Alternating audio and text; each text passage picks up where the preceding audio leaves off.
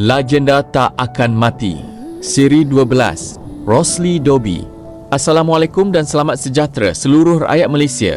Hari ini kita ke Sarawak untuk mengenang seorang anak muda yang namanya terpahat dalam sejarah perjuangan menentang penjajahan British. Namanya Rosli Dobi.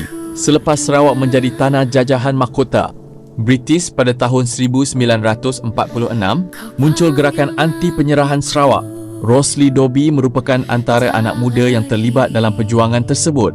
Pada 3 Disember 1949, ketika Gabenor British Sarawak, Sir Duncan Stewart berada di Sibu, Rosli Dobi menyerangnya dengan sebilah pisau. Sir Duncan Stewart kemudiannya meninggal dunia akibat kecederaan tersebut. Rosli Dobi ditangkap, dibicarakan dan akhirnya dihukum gantung pada 2 Mac 1950 bersama 3 lagi pejuang Morshidi Sidek, Awang Ramli Amit dan Bujang Suntong. Kita mungkin tidak bersetuju dengan cara perjuangan mereka, tetapi kita tidak boleh memadam sejarah. Mereka hidup dalam satu zaman penjajahan dan mereka sanggup mempertaruhkan nyawa kerana apa yang mereka percaya sebagai perjuangan untuk tanah air. Rosli Dobi pergi ketika usianya masih muda, tetapi namanya terus hidup dalam sejarah Sarawak.